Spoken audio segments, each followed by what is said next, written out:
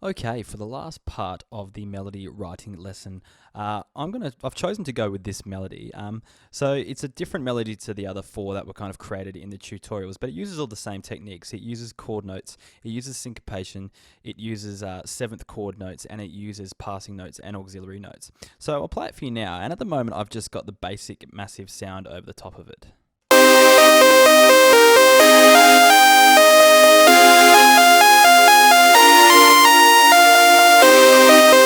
Cool, so we're going to choose a different sound to go over the top so it just doesn't sound like a retro lead, a very basic FM synth type sound.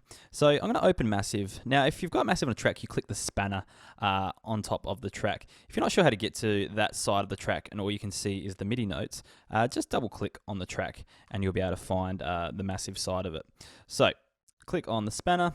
And I'm going to go to the browser tab and I'm going to scroll down. And for this sound, I'm going to choose a pluck type sound. Now in my presets are laid out with different indicators at the start, so PL is for pluck.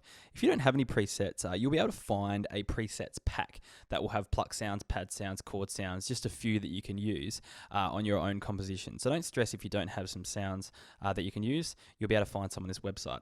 But I'm going to find a pluck sound that will work with this track. So let's just try As Promised.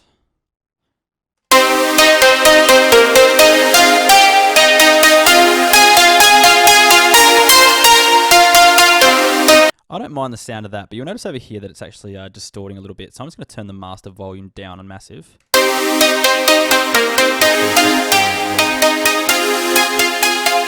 Now that might be too low, so what I'm going to do is bring the chords down so it kind of balances out a bit more.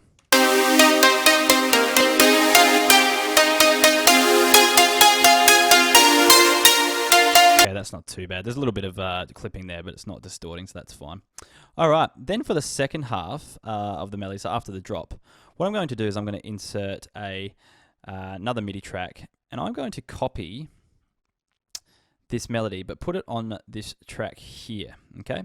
And what I'm going to do is I'm going to put a lead sound, so open Massive, drag Massive onto it, browser, and find a lead sound, and I'm just going to use A minus saw.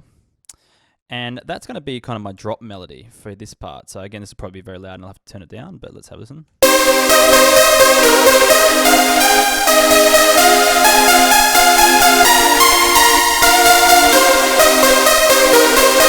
Okay, so I've got more of like a trancey style lead for my drop melody. So then what I'm going to do is take the first half of this melody here, and I'm just going to shorten it down.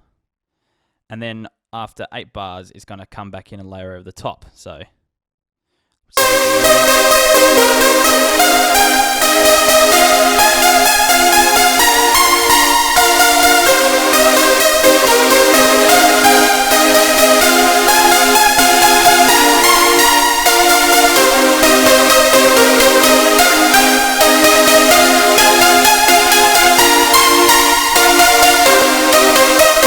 Alright, so this is what we call layering, where we layer two synths that sound a little bit different over the top of each other to create a thicker sound. We'll talk about this in more detail later in the tutorial series, but for the time being, I think it's good to have one synth sound for your melody for the build-up and another one for the drop, and bring it back in together halfway through. Now, you might want to play around with these sounds and come up with anything that you like, really, that you think sounds effective, but try to maintain this structure for your composition. All right, next up, we'll talk about bass lines.